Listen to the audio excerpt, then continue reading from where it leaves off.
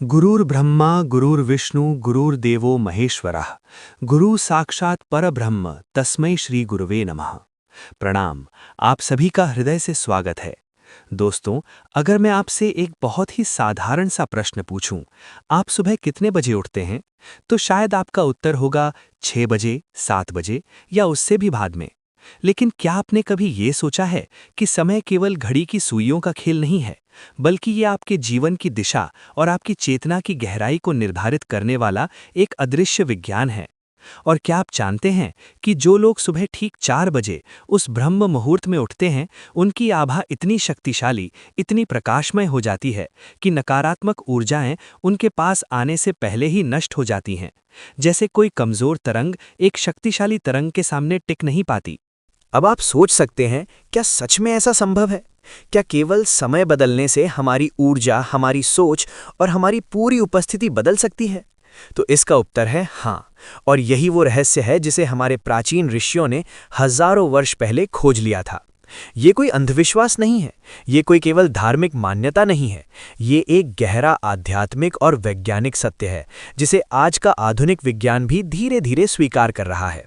आज neuroscience, circadian rhythm और energy psychology जैसे विषय इस बात की पुष्टि कर रहे हैं कि दिन का हर समय हमारी चेतना पर अलग अलग प्रभाव डालता है, और सुबह का ये विशेष समय हमारी मानसिक, शारीरिक और आध्यात्मिक ऊर्जा को सबसे उच्च स्तर पर ले जाने की क्षमता रखता है। और इस रहस्य को सबसे सरल, सबसे वैज्ञानिक और सबसे गहराई से समझाया महान योगी, आध्यात्मिक वैज्ञानिक और क्रिया योग के आचार्य परमहंस योगानंद जी ने। उन्होंने केवल इस ज्ञान को पढ़ाया नहीं, बल्कि उसे जिया। उनका पूरा जीवन, उनका चेहरा, उनकी आंखों की शांति और उनकी उपस्थिति का वो अद्भुत आकर्षण, ये सब इस बात का प्रमाण था कि जब कोई व्यक्ति ब्रह्म मुहूर्त की ऊर्जा से जुड़ जाता है तो उसकी आभा साधारण नहीं रहती, वो दिव्य हो जाती है। योगानंद जी कहा करते थे, आत्मा की सबसे गहरी जागृति सुबह के शांत क्षणों में होती है। ये केवल एक वाक्य नहीं है, ये एक अनुभव है जिसे जिसने भी अपनाया उसने अपने जीवन में एक अद्भुत परिवर्तन महसूस किया। जरा कल्पना कीजिए, जब पूरी दुनिया सो रही होती है, जब चारों ओर पूर्ण शांति होती है, जब प्रकृति का हर कण स्थिर और संतुलित होता है, उस समय अगर आप जागते हैं तो आप केवल जाग नहीं रहे होते, आप उस सूक्ष्म ऊर्जा से जुड़ रहे होते हैं जो पूरे ब्रह्मांड में उस क्षण प्रवाहित हो रही होती है। ये समय ऐसा है जैसे ब्रह्मांड आपके लिए अपने रहस्यों का द्वार खोल रहा हो और आप उस द्वार के सामने खड़े हों। यही कारण है कि ब्रह्म मुहूर्त को केवल एक समय नहीं कहा गया, बल्कि इसे एक द्वार कहा गया है। आत्मा की ऊर्जा का द्वार, चेतना के विस्तार का द्वार और उस दिव्य प्रकाश का द्वार जो हर व्यक्ति के भीतर छुपा हुआ है। लेकिन हम में से अधिकांश लोग इस द्वार के पास कभी पहुंच ही नहीं पाते, क्योंकि हम उस समय सो रहे होते हैं जब हमें जागना चाहिए था। तो आज हम इसी गहरे रहस्य को समझेंगे, बिना किसी भ्रम के, बिना किसी अंधविश्वास के, पूरी स्पष्टता और अनुभव के साथ। हम जानेंगे कि क्यों सुबह 4 बजे उठने वाला व्यक्ति केवल अपने दिन को नहीं बदलता, बल्कि वो अपनी पूरी ऊर्जा, अपनी आभा और अपने जीवन के कंपन को बदल देता है। और कैसे ये एक छोटी सी आदत आपको एक साधारण व्यक्ति से उठाकर एक आभामय, आकर्षक और शक्तिशाली व्यक्तित्व में बदल सकती है। ऐसा व्यक्तित्व जिसके पास नकारात्मकता खुद आने से डरती है। दोस्तों, ब्रह्म मुहूर्त का अर्थ केवल एक समय खंड नहीं है, बल्कि ये उस चेतना की अवस्था का नाम है जहां प्रकृति, शरीर और आत्मा एक अद्भुत सामंजस्य में आ जाते हैं। ब्रह्म यानी सृष्टि की मूल चेतना, और मुहूर्त यानी वो विशिष्ट क्षण जब ये चेतना सबसे अधिक सुलभ हो जाती है। वैदिक गणना के अनुसार ये समय सूर्योदय से लगभग 1 घंटा 36 मिनट पहले शुरू होता है, जो सामान्यतः सुबह 4 बजे से 5:30 बजे के बीच आता है। लेकिन इसे केवल घड़ी के समय से समझना अधूरा है। वास्तव में ये वो अवस्था है जब पूरी प्रकृति अपनी सबसे शांत, संतुलित और शुद्ध स्थिति में होती है। इसीलिए इसे अमृत वेला कहा गया है, एक ऐसा समय जब वातावरण में एक अदृश्य अमृत, एक सूक्ष्म ऊर्जा प्रवाहित होती है जो मनुष्य की चेतना को ऊपर उठाने की क्षमता रखती है। अगर आप ध्यान से महसूस करें तो पाएंगे कि इस समय की हवा में एक अलग ही ताजगी होती है, एक अलग ही स्थिरता, जैसे पूरी सृष्टि कुछ क्षणों के लिए ठहर गई हो और उसी ठहराव में आपको अपने भीतर उतरने का अवसर मिल रहा हो। अब अगर हम इसे विज्ञान की दृष्टि से समझें तो ये और भी रोचक हो जाता है। सुबह के इस समय वातावरण में ऑक्सीजन का स्तर अपने उच्चतम बिंदु पर होता है, क्योंकि रात भर पेड़ पौधों और प्रकृति ने एक संतुलन बनाया होता है और प्रदूषण न्यूनतम स्तर पर होता है। इसका सीधा अर्थ यह है कि जब आप इस समय श्वास लेते हैं तो आप केवल ऑक्सीजन नहीं बल्कि अधिक शुद्ध और प्राणवान हवा को अपने भीतर ले रहे होते हैं। योग शास्त्र में इसे प्राण कहा गया है, वो सूक्ष्म जीवन ऊर्जा जो केवल शरीर को ही नहीं बल्कि मन और चेतना को भी ऊर्जा प्रदान करती है। यही कारण है कि इस समय किया गया प्राणायाम या गहरी श्वास दिन के किसी भी अन्य समय की तुलना में कई गुना अधिक प्रभावशाली होता है। इसके साथ ही शरीर के हार्मोनल सिस्टम में भी इस समय एक अद्भुत संतुलन होता है। मेलाटोनिन, जो हमें गहरी विश्राम की अवस्था में रखता है, अभी पूरी तरह समाप्त नहीं हुआ होता, और कॉर्टिसोल, जो हमें सक्रिय और जागरूक बनाता है, धीरे धीरे बढ़ना शुरू करता है। इसका परिणाम ये होता है कि आप एक ऐसी स्थिति में होते हैं जहां आपका मन गहराई से शांत होता है, लेकिन साथ ही भीतर एक नई ऊर्जा का उदय भी हो रहा होता है। ये वही स्थिति है जिसे आधुनिक विज्ञान रिलैक्स्ड अलर्टनेस कहता है, जहां व्यक्ति पूरी तरह शांत होते हुए भी अत्यधिक जागरूक होता है। अब अगर हम इसे आध्यात्मिक दृष्टि से देखें तो ब्रह्म मुहूर्त का महत्व और भी गहरा हो जाता है।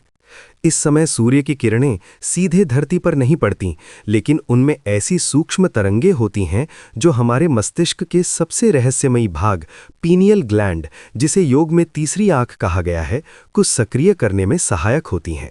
ये वही केंद्र है जो अंतर्ज्ञान, गहरी समझ और आध्यात्मिक अनुभवों से जुड़ा होता है। इसके अलावा इस समय पूरे वातावरण में सत्व गुण का प्रभाव सबसे अधिक होता है। सत्व का अर्थ है शुद्धता, संतुलन और स्पष्टता।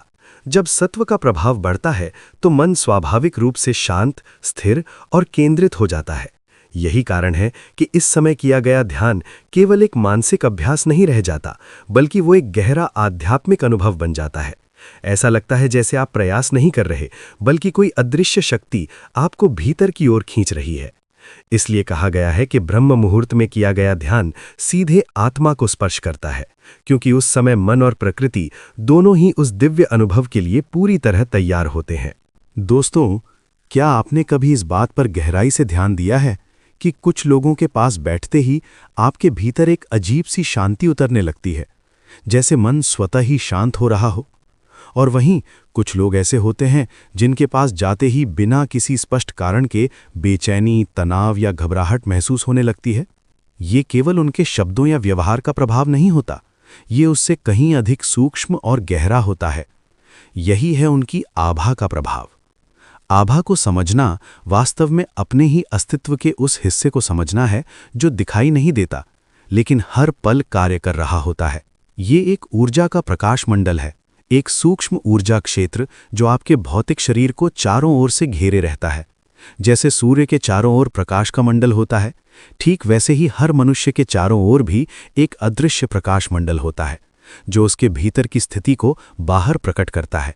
ये आभा केवल स्थिर नहीं होती, बल्कि हर क्षण बदलती रहती है, क्योंकि ये सीधे आपके विचारों, आपकी भावनाओं और आपकी चेतना से जुड़ी होती है। जब आपके भीतर शांति होती है, करुणा होती है, प्रेम और संतुलन होता है, तो आपकी आभा भी उज्ज्वल, हल्की और आकर्षक हो जाती है। लेकिन जब भीतर भय, क्रोध, ईर्ष्या या अस्थिरता होती है, तो यही आभा भारी, धुंधली और संकुचित हो जाती है। परमहंस योगानंद जी ने आभा को बहुत ही सरल लेकिन गहरे शब्दों में समझाया था। आभा व्यक्ति की चेतना का दर्पण है। इसका अर्थ ये है कि आप बाहर से जैसे भी दिखें, आपकी आभा आपके भीतर की सच्चाई को प्रकट कर देती है। योगानंद जी बताते थे कि एक उन्नत साधक की आभा केवल महसूस ही नहीं की जा सकती, बल्कि कई बार वो सचमुच प्रकाश के रूप में दिखाई भी देती है, जैसे किसी संत के सिर के चारों ओर एक दिव्य प्रकाश मंडल। ये कोई कल्पना नहीं है, बल्कि चेतना के उच्च स्तर पर पहुंचने का एक स्वाभाविक परिणाम है।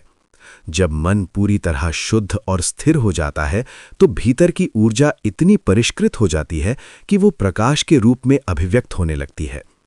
यही कारण है कि प्राचीन चित्रों और मूर्तियों में महापुरुषों के चारों ओर एक हैलो या प्रकाश मंडल दिखाया जाता है। वो उनके आंतरिक विकास का प्रतीक होता है। अब सबसे महत्वपूर्ण बात यह है कि ब्रह्म मुहूर्त का इस आभा पर क्या प्रभाव पड़ता है। जब आप इस विशेष समय में जागते हैं तो आप केवल अपनी दिनचर्या नहीं बदल रहे होते, आप अपनी ऊर्जा की गुणवत्ता को बदल रहे होते हैं। इस समय वातावरण में जो सात्विक ऊर्जा होती है वो सीधे आपकी आभा को प्रभावित करती है। सबसे पहले आपकी आभा की इंटेंसिटी यानी उसकी शक्ति और घनत्व बढ़ने लगता है। इसका अर्थ है कि आपकी ऊर्जा अब अधिक स्थिर और मजबूत हो जाती है, वो आसानी से बाहरी प्रभावों से विचलित नहीं होती। इसके साथ ही आपकी आभा का विस्तार यानी एक्सपेंशन होने लगता है, यानी आपका ऊर्जा क्षेत्र बड़ा हो जाता है, जिससे आप अपने आसपास एक सकारात्मक और सुरक्षात्मक वातावरण निर्मित करते हैं। और तीसरा, सबसे सूक्ष्म परिवर्तन, आपकी आभा का रंग और गुणवत्ता बदलने लगती है। जहां पहले उसमें नकारात्मक विचारों के कारण धुंधलेपन और भारीपन के संकेत होते थे, वहीं अब वो साफ, हल्की और उज्ज्वल हो जाती है। ये परिवर्तन अचानक नहीं होता, बल्कि नियमित अभ्यास से धीरे धीरे होता है। लेकिन एक बार जब ये होने लगता है तो आपका पूरा व्यक्तित्व बदलने लगता है। इसे एक सरल उदाहरण से समझते हैं। जरा एक हीरे की कल्पना कीजिए। एक साधारण पत्थर जैसा दिखने वाला हीरा जब अंधेरे में होता है तो उसकी चमक बहुत सीमित होती है, लेकिन जैसे ही सुबह की पहली किरण उस पर पड़ती है, उसकी असली चमक प्रकट होने लगती है। वो कई रंगों में चमकता है, उसकी रोशनी चारों ओर फैल जाती है। ठीक वैसे ही हमारी आभा भी एक हीरे की तरह है। हम सबके भीतर वो चमक पहले से मौजूद है, लेकिन वो तभी प्रकट होती है जब हम सही समय और सही ऊर्जा के संपर्क में आते हैं। ब्रह्म मुहूर्त वही पहली किरण है जो आपकी आभा को जगाती है, उसे प्रकाशित करती है और उसे उसकी वास्तविक शक्ति का अनुभव कराती है। यही कारण है कि जो व्यक्ति इस समय का सदुपयोग करता है, उसकी आभा केवल चमकती ही नहीं, बल्कि वो दूसरों के लिए भी एक प्रेरणा और शांति का स्रोत बन जाती है। दोस्तों, सबसे पहले हमें ये समझना होगा कि नकारात्मक ऊर्जा कोई रहस्यमयी या डरावनी चीज नहीं है जिसे हम भूत प्रेत के रूप में कल्पना करते हैं। वास्तव में ये केवल ऊर्जा की एक निम्न अवस्था है, लो फ्रीक्वेंसी वाइब्रेशंस, जो हमारे ही भीतर और हमारे आसपास पैदा होती हैं। जब मन में आलस्य होता है, जड़ता होती है, कुछ करने की इच्छा नहीं होती, ये तमस है। और जब मन अत्यधिक अशांत होता है, क्रोध, लालच, ईर्ष्या, बेचैनी से भरा होता है, ये रजस है। ये दोनों अवस्थाएं हमारी ऊर्जा को भारी और असंतुलित बना देती हैं। अब ध्यान देने वाली बात यह है कि ये नकारात्मक कंपन कहीं बाहर से आकर हम पर हमला नहीं करते, बल्कि ये उन्हीं जगहों पर टिकते हैं जहां पहले से ही ऊर्जा कमजोर, अस्थिर और असंतुलित होती है। जैसे गंदगी हमेशा उसी जगह इकट्ठी होती है जहां सफाई नहीं होती, ठीक वैसे ही नकारात्मक ऊर्जा उसी मन और उसी आभा में टिकती है जहां स्पष्टता, जागरूकता और आंतरिक शक्ति की कमी होती है। यहीं पर आता है एक बहुत ही गहरा और सार्वभौमिक सिद्धांत, लॉ ऑफ वाइब्रेशन यानी कंपन का नियम। इस नियम के अनुसार इस ब्रह्मांड में हर चीज, हर विचार, हर भावना, हर वस्तु एक विशेष आवृत्ति यानी फ्रीक्वेंसी पर कंपन कर रही है। और ये नियम बहुत सीधा है। जैसी आपकी ऊर्जा होगी, आप वैसी ही ऊर्जा को आकर्षित करेंगे। अगर आपके भीतर डर, संदेह, क्रोध या उदासी के कंपन चल रहे हैं, तो आप अनजाने में उन्हीं परिस्थितियों और लोगों को अपनी ओर खींचेंगे जो उसी ऊर्जा पर काम कर रहे हैं। लेकिन अगर आपकी आभा शांति, प्रेम, संतुलन और जागरूकता से भरी हुई है, तो आप एक उच्च आवृत्ति यानी हाई फ्रीक्वेंसी पर कंपन कर रहे होते हैं। इस स्थिति में नकारात्मक ऊर्जा आपके पास आ ही नहीं सकती, क्योंकि वो उस स्तर पर अस्तित्व में ही नहीं रह सकती। ये बिल्कुल वैसे ही है जैसे रेडियो के अलग अलग चैनल। अगर आपका ट्यूनर एक उच्च फ्रीक्वेंसी पर सेट है, तो आप निम्न फ्रीक्वेंसी के सिग्नल को पकड़ ही नहीं सकते। इसे एक बहुत ही सरल लेकिन गहरे उदाहरण से समझिए। एक अंधेरे कमरे की कल्पना कीजिए जहां चारों ओर घना अंधकार है। अब जैसे ही आप उस कमरे में एक छोटा सा दीपक जलाते हैं, क्या अंधेरा उस दीपक से लड़ता है? क्या वो कहता है कि मैं नहीं जाऊंगा? नहीं, अंधेरा अपने आप गायब हो जाता है। क्यों? क्योंकि अंधेरा कोई वास्तविक सत्ता नहीं है, वो केवल प्रकाश की अनुपस्थिति है। और जैसे ही प्रकाश आता है, अंधकार का अस्तित्व समाप्त हो जाता है। ठीक यही सिद्धांत आपकी आभा पर भी लागू होता है। जब आपकी आभा कमजोर होती है, तब नकारात्मकता को जगह मिलती है, लेकिन जैसे ही आप अपनी आभा को जागरूकता, ध्यान और विशेष रूप से ब्रह्म मुहूर्त की ऊर्जा से भर देते हैं, तो वो एक दीपक की तरह प्रकाशित हो जाती है और नकारात्मक ऊर्जा अपने आप दूर हो जाती है, बिना किसी संघर्ष के। परमहंस योगानंद जी के जीवन में ये सिद्धांत केवल एक विचार नहीं था, बल्कि एक जीवंत अनुभव था। उनके आश्रम में जो भी व्यक्ति प्रवेश करता था, वो एक ही बात कहता था, यहाँ आते ही मन शांत हो जाता है, जैसे कोई अदृश्य शांति मुझे घेर रही हो। ये कोई संयोग नहीं था, बल्कि वहां उपस्थित सामूहिक चेतना और सुबह के ध्यान से निर्मित एक शक्तिशाली एनर्जी फील्ड का परिणाम था। जब कई लोग एक साथ ब्रह्म मुहूर्त में उठकर ध्यान करते हैं, तो उनकी व्यक्तिगत आभाएं मिलकर एक बहुत ही उच्च और शक्तिशाली ऊर्जा क्षेत्र बना देती हैं। इस क्षेत्र में प्रवेश करते ही व्यक्ति के भीतर की अशांति, तनाव और नकारात्मकता स्वतः ही कम होने लगती है, क्योंकि वो ऊर्जा उस उच्च कंपन के साथ तालमेल नहीं बिठा पाती। यही कारण है कि योगानंद जी कहते थे कि सच्ची आध्यात्मिक शक्ति किसी को हराने में नहीं, बल्कि अपनी आभा को इतना प्रकाशित करने में है कि अंधकार अपने आप समाप्त हो जाए। और यही वो रहस्य है।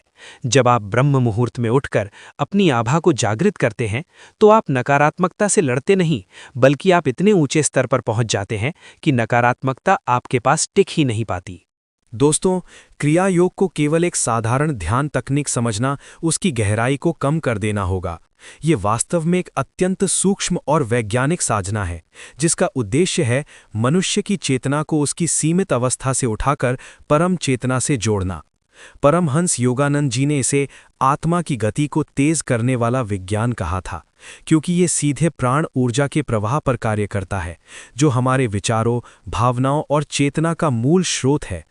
अब जब हम इस क्रिया योग को ब्रह्म मुहूर्त के साथ जोड़ते हैं, तो इसका प्रभाव कई गुना बढ़ जाता है। कारण बहुत सरल लेकिन गहरा है। इस समय पूरी सृष्टि एक अद्भुत शांति में होती है। बाहरी शोर लगभग समाप्त होता है और मन स्वाभाविक रूप से स्थिर अवस्था में होता है। साथ ही वातावरण में जो सत्विक ऊर्जा प्रवाहित हो रही होती है, वो आपके ध्यान को भीतर की ओर ले जाने में सहायता करती है, जिससे साधना गहरी और सहज हो जाती है। यही कारण है कि योगानंद जी ने एक बहुत ही शक्तिशाली बात कही थी, सुबह के ध्यान का 1 घंटा दिन के 10 घंटे के बराबर होता है। इसका अर्थ केवल समय की तुलना नहीं है, बल्कि उस गुणवत्ता की ओर संकेत है जो ब्रह्म मुहूर्त में उपलब्ध होती है। इस समय आपका मन दिन भर के विचारों और विकर्षणों से मुक्त होता है। वो एक साफ दर्पण की तरह होता है, जिसमें परम चेतना का प्रतिबिंब स्पष्ट रूप से दिखाई दे सकता है। जब आप इस अवस्था में ध्यान करते हैं, तो वो केवल एक मानसिक अभ्यास नहीं रहता, बल्कि वो एक गहरा मिलन बन जाता है आपके सीमित अस्तित्व और उस असीम चेतना के बीच। यही वो क्षण होता है जहां साधक प्रयास नहीं करता, बल्कि अनुभव स्वयं प्रकट होता है। अब सवाल आता है, इस ज्ञान को जीवन में उतारा कैसे जाए? शुरुआत कहाँ से की जाए? क्योंकि सच ये है कि ब्रह्म मुहूर्त में उठना सुनने में जितना सरल लगता है, शुरुआत में उतना ही चुनौतीपूर्ण महसूस होता है। इसलिए सबसे पहले हमें अपने मन को समझाना होगा कि ये कोई एक दिन का प्रयोग नहीं, बल्कि एक धीरे धीरे बनने वाली जीवन शैली है। यहाँ 21 दिन का नियम बहुत महत्वपूर्ण हो जाता है। मनोविज्ञान कहता है कि यदि आप किसी नई आदत को लगातार 21 दिनों तक दोहराते हैं, तो वो आपके अवचेतन मन का हिस्सा बन जाती है। पहले कुछ दिन शरीर विरोध करेगा, आलस्य आएगा, नींद खिंचेगी, लेकिन यदि आप धैर्य रखते हैं, तो धीरे धीरे शरीर और मन दोनों इस नई लय को स्वीकार कर लेते हैं। इसके लिए एक सरल तैयारी जरूरी है, रात को समय पर सोना। अगर आप 9:30 या 10 बजे तक सो जाते हैं, तो सुबह 4 बजे उठना एक संघर्ष नहीं, बल्कि एक स्वाभाविक प्रक्रिया बन जाती है। साथ ही अलार्म की ध्वनि को भी मधुर रखें, ताकि आपकी नींद एक झटके से नहीं, बल्कि एक कोमल जागृति के साथ खुले। अब सबसे महत्वपूर्ण क्षण होता है, जैसे ही आप जागते हैं। यही वो समय है जब आप अपने पूरे दिन की ऊर्जा को दिशा देते हैं। आज की सबसे बड़ी गलती यही है कि हम उठते ही फोन उठा लेते हैं और अपने मन को बाहरी दुनिया के शोर में डाल देते हैं। लेकिन ब्रह्म मुहूर्त का रहस्य यही है कि आप इस पहले क्षण को पवित्र बनाएं। जैसे ही आंख खुलती है, सबसे पहले अपने गुरु, अपने इष्ट या उस परम चेतना का स्मरण करें।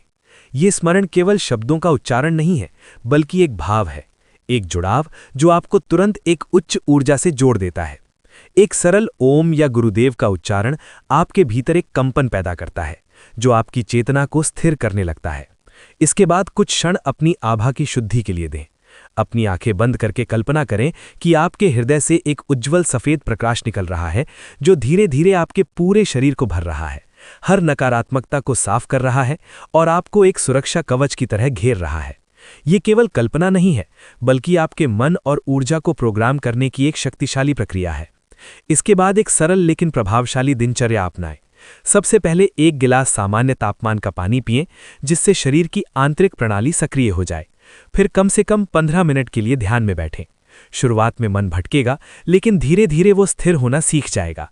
इसके बाद प्राणायाम करें, जैसे अनुलोम विलोम, जिससे आपकी प्राण ऊर्जा संतुलित हो और मन और भी शांत हो जाए।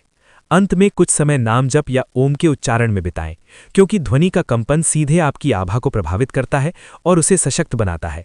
ये पूरी प्रक्रिया भले ही देखने में छोटी लगे, लेकिन यदि इसे नियमितता और भाव के साथ किया जाए तो यही आपके जीवन की दिशा बदल सकती है, क्योंकि आप दिन की शुरुआत बाहरी दुनिया से नहीं बल्कि अपने भीतर की चेतना से कर रहे होते हैं। दोस्तों, अंत में बस इतना समझ लीजिए कि ब्रह्म मुहूर्त केवल एक समय पर उठने की आदत नहीं है, ये आपके पूरे अस्तित्व को एक नई दिशा देने का माध्यम है। ये वो क्षण है जहां आप बाहरी दुनिया के शोर से हटकर अपने भीतर की उस शांति से जुड़ते हैं जिसे हम अक्सर दिन भर की भागदौड़ में भूल जाते हैं। जब आप नियमित रूप से इस समय उठते हैं तो धीरे धीरे आपके भीतर सत्व का उदय होने लगता है। आपकी सोच अधिक स्पष्ट होती है, आपके निर्णय अधिक संतुलित होते हैं और आपके भीतर एक स्थिरता आ जाती है जो परिस्थितियों से प्रभावित नहीं होती। इसके साथ ही एक नई ऊर्जा, एक नई शक्ति आपके भीतर प्रवाहित होने लगती है, जो केवल शारीरिक नहीं बल्कि मानसिक और आध्यात्मिक स्तर पर भी आपको मजबूत बनाती है। और सबसे अद्भुत परिवर्तन होता है आपकी आभा में। वो धीरे धीरे एक ऐसी दिव्यता से भरने लगती है जो केवल आपको ही नहीं बल्कि आपके आसपास के लोगों को भी प्रभावित करती है। याद रखिए, ये कोई चमत्कार नहीं है, ये एक प्रक्रिया है, एक यात्रा है जिसमें हर सुबह आपका एक छोटा सा प्रयास आपके भीतर एक बड़े परिवर्तन का कारण बनता है। इसलिए अगर आप भी इस दिव्य शक्ति को अपने जीवन में अनुभव करना चाहते हैं, अगर आप चाहते हैं कि आपकी आभा इतनी मजबूत और प्रकाशमय बने कि नकारात्मकता आपके पास आने से पहले ही समाप्त हो जाए, तो आज ही एक छोटा सा संकल्प लें। इस वीडियो को लाइक करें और कमेंट में लिखें, मैं ब्रह्म मुहूर्त में उठूंगा। क्योंकि जब आप इस संकल्प को शब्दों में व्यक्त करते हैं तो आप अपने मन और ऊर्जा को एक स्पष्ट दिशा देते हैं। ये केवल एक कमेंट नहीं होगा बल्कि आपकी नई जीवन शैली की शुरुआत होगी। आप सभी की आत्मा में स्थित उस अनंत, शाश्वत और दिव्य ज्योति को मेरा प्रणाम। वही ज्योति जो हमेशा से आपके भीतर है, बस जागने का इंतजार कर रही है। ईश्वर आपको इस मार्ग पर स्थिरता, शांति और प्रकाश प्रदान करें। हरि ओम तत्सत।